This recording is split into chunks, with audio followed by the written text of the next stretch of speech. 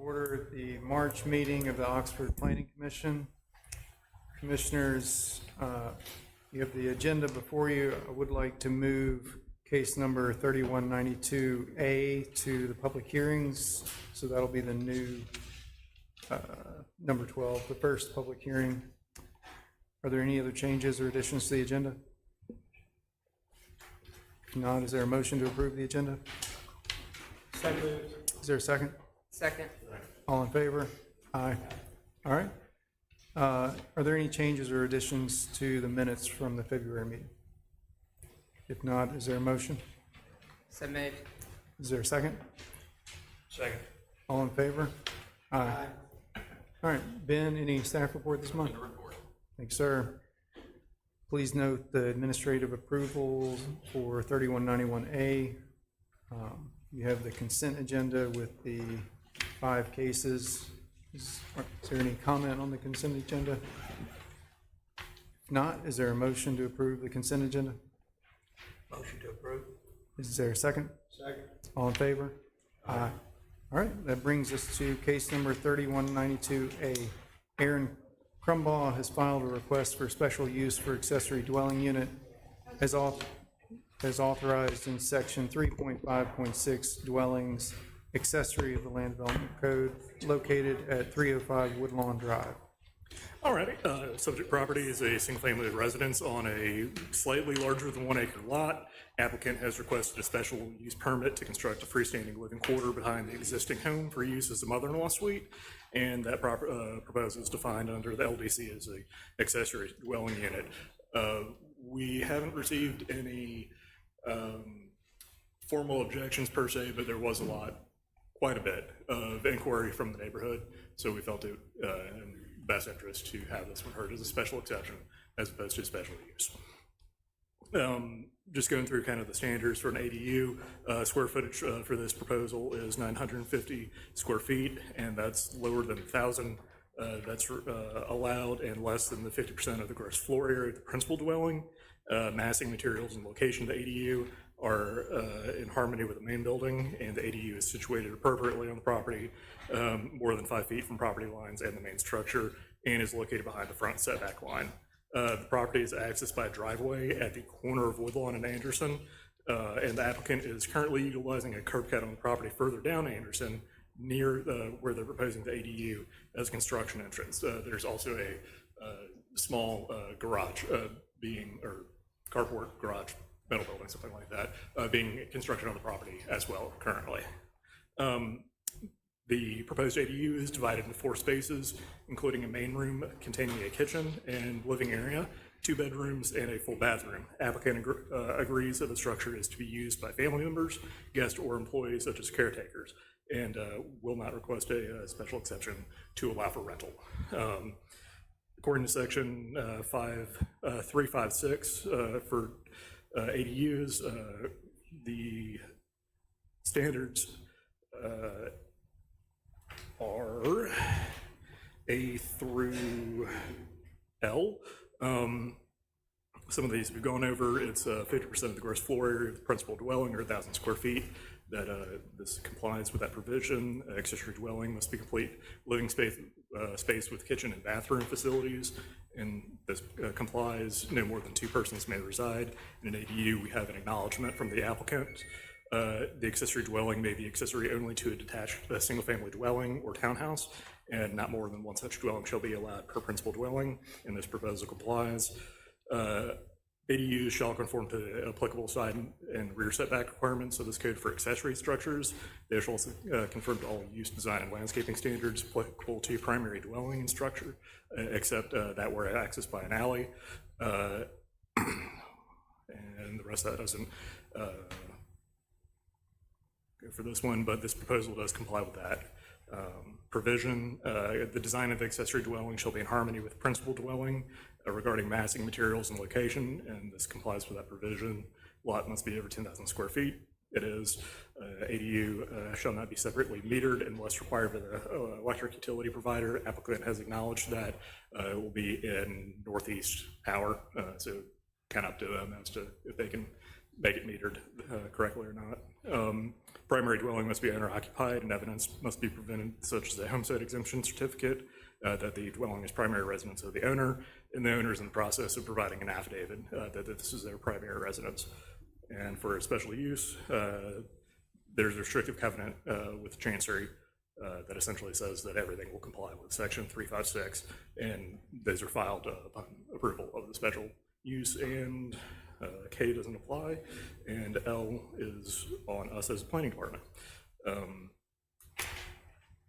So, any questions? Thank you, Robert. Questions from the commission?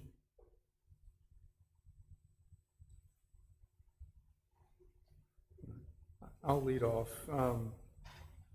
When we call these accessory dwelling units, what makes it accessory?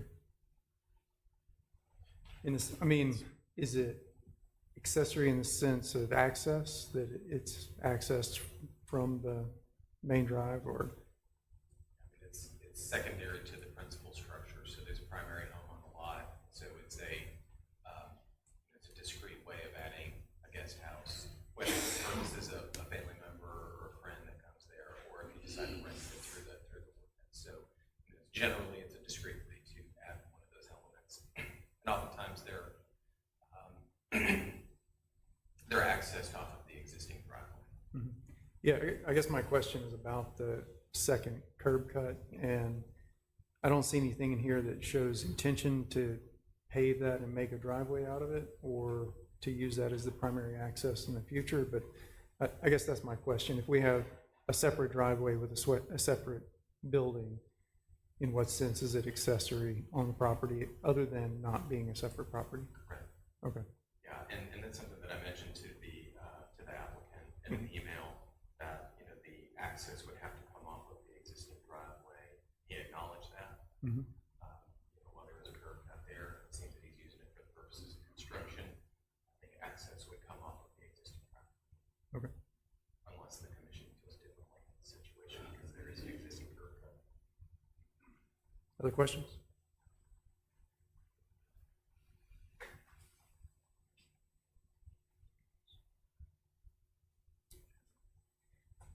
Do we need to make it a condition that they can't use that curb cut as a driveway? I think you can. You can. Okay.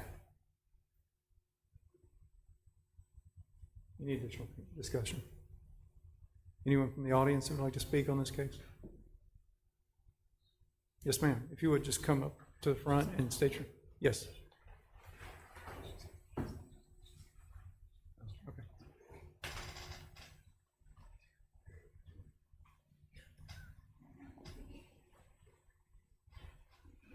Good evening, everyone. My name is Molly Meisenheimer. I live at 912 University Avenue, just down the street from 805.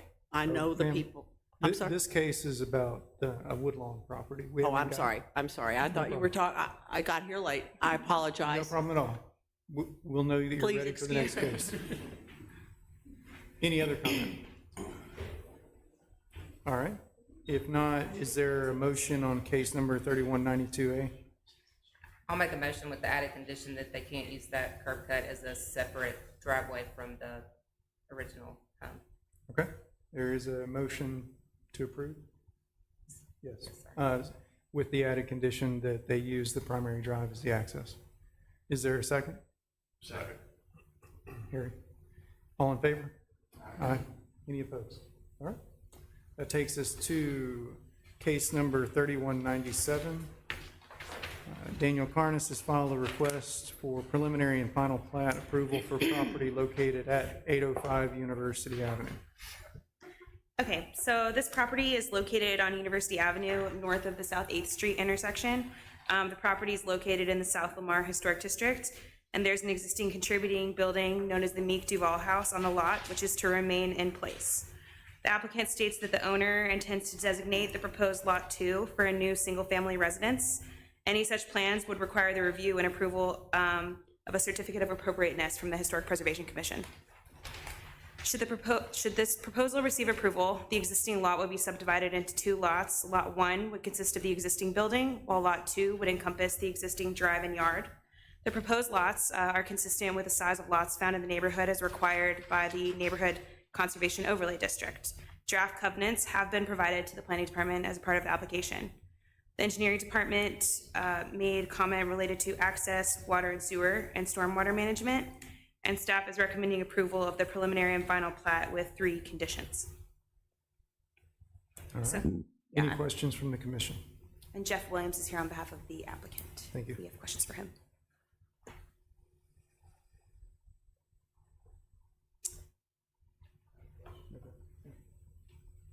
My only question would just be about the renovations of the Meek Duval home, if that's, yeah.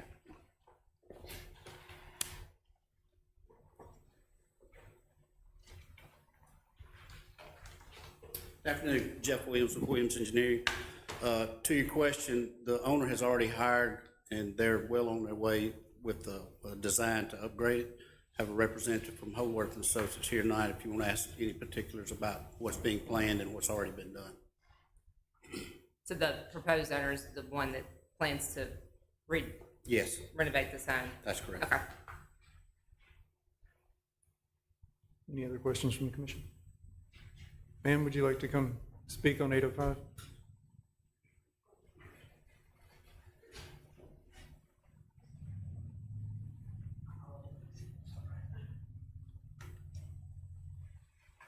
Okay, maybe I'm correct. Molly Meisenheimer is my name. I live at 912 University Avenue. I've lived there since 2003. I have no problems. I know the people that used to live in the Meek Duval house, and lovely, lovely home. My concern, as just a neighbor, I don't have anything except our concern is that the house has been falling down for the last few years. And we hear that it's going to be fixed up, and then we hear it's not going to be fixed up. And those of us that are in the historic district care a lot about the city and this district. We're concerned about traffic in and out. I happen to be in a house that has townhomes next to it, and we now share a driveway and have for the last 12 years. It's extremely difficult getting out, back in and out, ingress and egress from University Avenue, especially on this evening, why I was late, 5 o'clock, football weekends, et cetera. So I just am concerned about, I sit on my front porch a lot and watch traffic and backed up, concerned about traffic, concerned about drainage and so forth down even toward me. We get a lot of things happening in the historic district, which one reason we love to live there. I guess we're concerned about that it's going to be done, that the renovation of the Meek Duval house would be done hopefully before another house would be done. And will this additional house be a full-time person that lives there? Will it be rental? You know, that's always a concern when you live in the historic district as to what is happening around you. I don't have any real prepared statements. I really came to just get facts tonight from you all, and we appreciate your service to our little city, growing little city. Thank you. Yes, ma'am. Ben, can you address any of those topics? Or Jeff, please. Sure.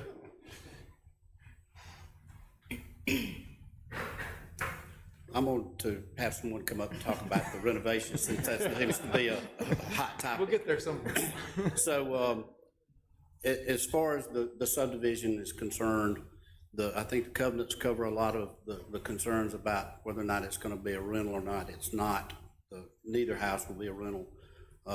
There's some restrictions on size as far as the house goes. There's some restrictions in the code that causes it to be lined up with the other house, the new house on lot 2 of the proposed subdivision.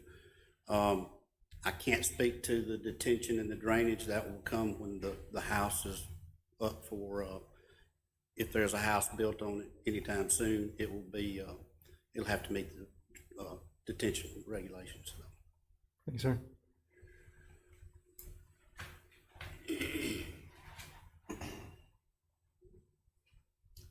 Hi, I'm Jonathan Maddox with Howarth & Associates Architects. I can tell you a little bit about the plans for the existing house. We're just starting on those. This will be the primary residence for the Carnesses who are moving here from out of state. They love the house, and we are really trying to preserve it more than anything. Most of the house is in pretty good shape. It looks terrible, especially because the front porch is pretty much gone, and that's going to require a good bit of replacement. But a lot of the rest of the house is just restoration. We will be going to the Historic Preservation Commission for some other modifications, but they're primarily on the back. There was, in the early 90s, an addition on the back. There's a 2-car garage, which has a brick terrace above it. It's off the back. That faces when the new driveway was added, what's going to be the second lot. So that will be demolished, in part to make a little bit more yard back there, perhaps a pool. But really, what you see from the street of the house is going to be maintained. And we'll be using the original driveway and the way the house was originally functioning. Do you have an estimated timeline when you go before the Historic Preservation Commission? In the next few months. Yeah, we're working on it. Any other questions for Mr. Maddox? All right, thank you, sir. Is there anyone else that'd like to speak? All right. Any other questions from the commission? If not, I would just remind everybody that we're just considering the preliminary and final plat recommendation, which is the subdivision of property. So, is there a motion on case number 3197? I'll make a motion to approve, subject to the 3 staff conditions. All right, is there a second? Second. All in favor? Aye. Any opposed? Thank you sir. very much.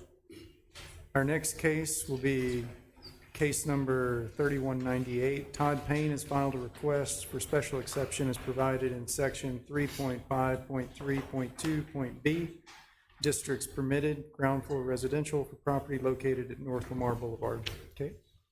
Okay, so the subject property measures around 3.6 acres and is located on North Lamar, just south of the Molly Bar Highway 30 intersection. The property is zoned traditional neighborhood business and is currently undeveloped. While the property technically fronts North Lamar, it's a flag lot, so there's just 50 feet of frontage along North Lamar Boulevard. It widens significantly once it stretches behind the existing neighboring businesses, so it sits between the Napa Auto Parts and there's a small 3-bay shopping center on the other side. The applicant is seeking a special exception to allow for ground floor residential on this property to allow for the construction of 26 townhomes. Each townhome would consist of 3 bedrooms. The applicant believes that the property is unique because of the nature of the lot and stated in the application that given the condition of the lot and the frontage, it should be developed as residences rather than commercial. It would be difficult to fit in with the commercial character of North Lamar since it has no real frontage to the street, and that the residential nature of the neighborhood behind the lot would support the lot's use as residential. Staff has agreed that the lot presents a unique circumstance for the applicant. Due to its unusual shape, the proposed units will not be visible from North Lamar. It would be challenging for any commercial activity to be located so far from the road. So staff is supportive of the requested special exception. Should the commission find that the circumstances in the application are unique due to the nature of the lot, staff is recommending approval of the special exception with 3 conditions. I will note that we received 1 positive letter of support, which was distributed to the commission. We also received a call from a neighboring property owner on Zilla Avent who was requesting that a landscaping buffer be provided between the new residential townhomes and the existing neighborhood at Zilla Avent. So that's the feedback we've heard from the community. So we've got Joey here, I think, to answer questions on behalf of the applicant. Okay. Thank you. On that last point about the buffer, so if this was a commercial development instead of the ground floor residential, what would be required on the back? I'm not sure. I think they would have to provide a 25, 50 foot. 50-foot buffer, landscaped or just buffer? Landscape. Provide visual, Okay, maximum visual screen. yeah. Joey Or Stewart, maybe? or Stewart, either one. Would it be possible within the setback to provide some buffer more or less equivalent to what would be there for a commercial? Yeah, short answer is yeah. Yes, Stuart Paval, architect on it, and Joey Moore is here as well, engineer, and hired landscape architect on it. Yeah, and I spoke to the neighbor today, and the short answer is yeah, we'll do what it takes. And the owner said we'll plant whatever we need to plant along there. We do have ample room. Now, we'd love to save trees. There's significant grading, so can't save trees when we're, cutting dirt away from them, but planting back, for sure. And what I told Bill was, this is a special exception, as we just submitted for the actual site plan review to be on the May agenda. As we inch towards that, we'll continue the conversations. We'll amend a landscape plan to show that. So yeah, we'll get it done. Okay. Other questions? Will that be curb and gutter in the entrance into it? To be determined, but yes, somewhat. The owner wants to, he's trying to work with the neighbors as well. There's some easements there that they've got to work out as well. So they want to try and maintain movement for trucks and deliveries and stuff across that, but then also it's going to become curb and gutter as it comes down into the property. So, That's correct. Is that right? That wide entrance, that's Napa, ours, and, Dinosaur, Chewy, whatever, over there. We've got that lane, so we're gonna designate our drive, but we've got turnouts proposed right now. That's kind of all in flux right now, waiting for the easement. There's an easement shared between us and Chewy's property to the west, and there's some, we're fixing, we've got a plan that will work, and that's what we submitted to the ring. And our concept for that is really to make it feel more like a street coming down in there than a driveway. I think it would be good for the city, good for our client, good, to not feel like a driveway but a street. And we're going to get as close to that as we can get within the 50 feet that we have. Yeah. Other questions? Anyone from the audience who would like to speak? All right. If not, is there a motion on case number 3198? Ben, do we need to put the 50-foot or just put a landscape buffer? I would just do a landscape buffer. Okay. I'll make a motion to approve with an additional condition that an added landscape buffer at the rear of the property closer to Zilla Avent, and that can be subject to staff review. Okay. There's a motion with the staff conditions plus a condition for the landscape buffer on the rear of the property. Is there a second? Second. All in favor? All right. All right, it's approved. Our next case is case number 3199. Capstone Development has filed a request for site plan approval for the Lamar Phase 7 property located at 1305 Main Street. All right, subject property is about 2.2 acres at the north end of Lamar T&D. Applicant is requesting a site plan approval for the Lamar Phase 7, a 3-story multifamily building with 44 units and 89 bedrooms that fronts Molly Bar. That building will have 2 one-bedroom, 39 two-bedroom, and 3 three-bedroom units. The 2024 update to the Lamar T&D plan calls for multifamily at this location, and density is required to be between 15 and 22 units an acre. In this instance, applicant has proposed 20 units an acre. Parking requirements for T&Ds are outlined in section 261310, and essentially residential has to meet residential standards as normal. And in this case, 103 spaces are required and 107 are provided, 2 of which are ADA accessible. As for height, the T&D plan limits multifamily structures to no more than 3 stories and 45 feet, and the applicant has proposed 3 stories at 30 foot 4 inches. For landscaping, applicant has provided a landscape plan that includes parking lot trees, frontage trees, foundation plantings, and screenings for the dumpsters and retaining walls that all meet the LDC requirements. Tree mitigation is required for a small portion of this phase. Originally, T&Ds were exempt from tree mitigation requirements, and a change in 2019 made T&Ds subject to tree mitigation. So the sections of Lamar that were disturbed previous to that change are exempt from mitigation requirements, which is the gross majority of this particular phase. Staff is currently working with the applicant to finalize tree mitigation calculations, and it's likely that no mitigation will be required for this phase. For building materials and architecture, proposed elevations are similar in building materials to the multifamily buildings currently under construction in Phase 5. Ground floor has a brick veneer facade, while upper floors have a combination of fiber cement panel and lap siding. Major difference between the 2 buildings is that Phase 7 will have a flat roof similar to the commercial elements of Phase 1, as opposed to the asphalt shingled slope roof of Phase 5. And as always, signage requires a separate approval. Engineering has provided comments related to access, water and sewer, and stormwater management, and staff recommends approval of the requested site plan for Phase 7 with the 4 conditions that are in your report. Thank you, Robert. Questions from the commission?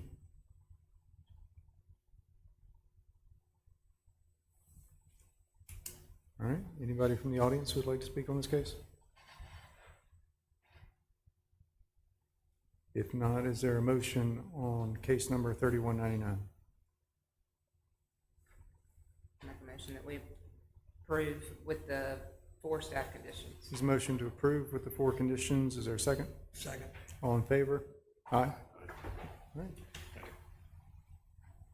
That brings us to case number 3200. Ricky Britt Storage LLC has filed a request for preliminary and final plat amendment for Greenpoint Commercial Plus Subdivision Phase 2, property located at 253 Ricky D. Britt Boulevard.